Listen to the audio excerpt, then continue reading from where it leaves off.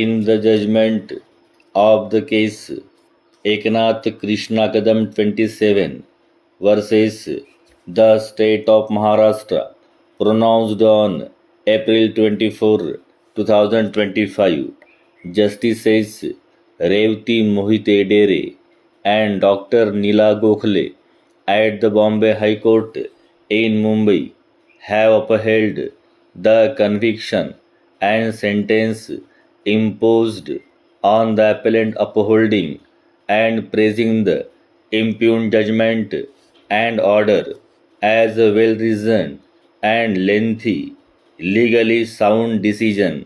Para.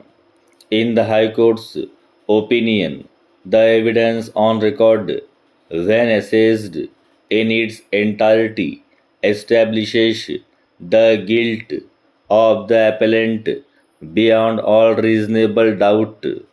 The observations of the trial court pertaining to the last seen theory and reliability of the statements of the witnesses, examined the corroborated evidence, etc., are compelling and do not warrant any interference. Para.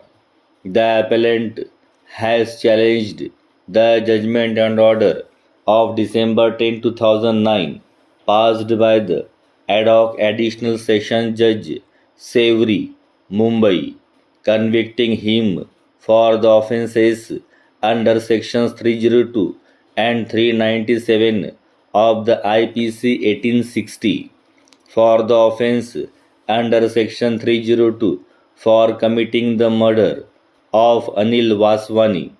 He is sentenced to suffer life imprisonment and pay fine of rupees 300 in default to suffer RI for 3 months for the offence under section 397 of the IPC RI for 7 years and fine of rupees 400 in default to suffer rigorous imprisonment for 4 months have been awarded to him. Both the sentences are to run concurrently.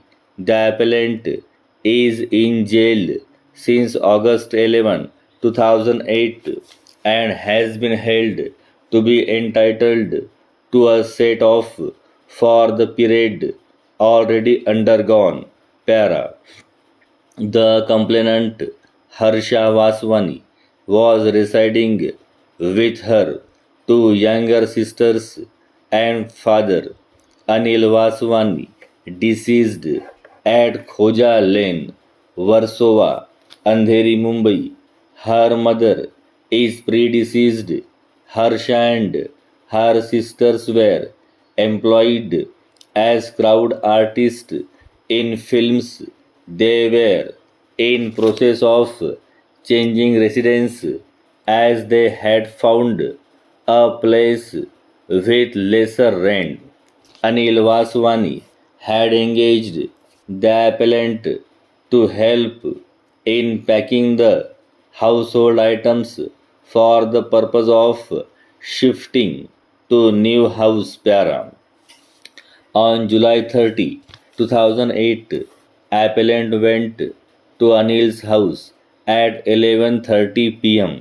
The complainant, her sister's father, and the appellant were packing household articles till 4 a.m. on July 31st, 2008. They went to sleep. In the morning, the sisters is one room and deceased and appellant in another. At 2 p.m., the sisters awoke and, after getting ready, went out of the house at 4:30 p.m. Para. At that time, the appellant and the deceased were alone in the house, busy packing. While leaving the house, the complainant met the landlord, who informed her that he would return the deposit on the following day. While proceeding to Goregaon for work.